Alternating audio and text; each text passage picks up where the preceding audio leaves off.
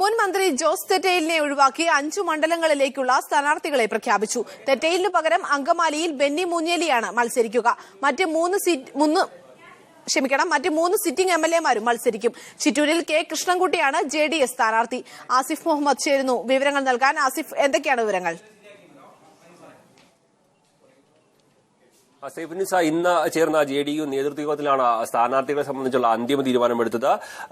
അങ്കമാലിയിലെ sitting MLA ആയ ജോസ് തെറ്റേലിന് പകരം ബെന്നി മുഞ്ഞേലിയാണ് ഇപ്പോൾ സ്ഥാനാർത്ഥിയായി തിരഞ്ഞെടുക്കപ്പെട്ടത്. അങ്കമാലി നഗരസഭയുടെ മുൻ അധ്യക്ഷൻ കൂടിയാണ് ബെന്നി മുഞ്ഞേലി. സീറോ മലബാർ സഭ അംഗം കൂടിയാണ് ബെന്നി മുഞ്ഞേലി. ഈ സീറ്റിൽ ഇദ്ദേഹത്തെ നിർത്തിയാൽ വിജയസാധ്യത കൂടുതലുണ്ട് എന്ന കണക്കുകൂട്ടലെ തുടർന്നാണ് ബെന്നിയെ സ്ഥാനാർത്ഥിയാകാൻ തീരുമാനിച്ചത്.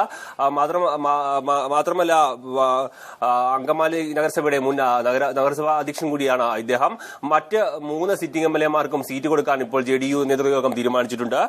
കോവളത്ത് ജമീല പ്രകാശൻ തന്നെയും അതുപോലെ തന്നെ വടകരയിൽ CK നാണവും തിരുവല്ലയിൽ മാത്യു ടി തോമസും തന്നെ മത്സരിക്കാനാണ് തീരുമാനമെടുത്തിരിക്കുന്നത്. മറ്റൊന്ന് ചിറ്റൂർ മണ്ഡലത്തിലെ സീറ്റാണ്. ചിറ്റൂർ മണ്ഡലത്തിൽ കെ കൃഷ്ണൻകുട്ടിയായിരിക്കും മത്സരിക്കുക. നേരത്തെ പാർട്ടി വിടുകയും പിന്നീട് പാർട്ടിയിലേക്ക് തിരിച്ചെത്തുകയും ചെയ്ത ആളാണ് കെ കൃഷ്ണൻകുട്ടി. മാത്രമല്ല ചിറ്റൂരിലെ മുൻ MLA കൂടിയാണ് കൃഷ്ണൻകുട്ടി. ഇവിടെ കെ കൃഷ്ണൻകുട്ടിക്കാണ് എന്തായാലും ചിറ്റൂർ മണ്ഡലത്തിൽ സീറ്റ് നൽകാൻ തീരുമാനിച്ചിരുന്നത്. കഴിഞ്ഞ തവണയും ജെഡിയു 5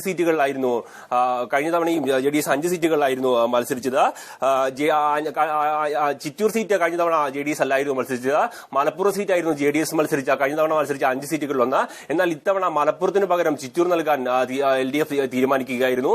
ഏതായാലും ഇപ്പോൾ LDFിലെ JDSന്റെയും അന്തിമ സ്ഥാനാർത്ഥി പട്ടിക പുറത്തു വന്നിരിക്കുകയാണ്. സൈഫുനിസ, ജെഡിഎസിന്റെ അന്തിമ സ്ഥാനാർത്ഥി പട്ടിക പുറത്തുവന്നു. അങ്കമാലിയിൽ ജോസ് തെറ്റയിലിന് സീറ്റില്ല. പകരം ബെന്നി മൂഞ്ഞേലി, മുൻ നഗരസഭാ അധ്യക്ഷൻ ബെന്നി മൂഞ്ഞേലിയെ മത്സരിപ്പിക്കാൻ ധാരണയായി.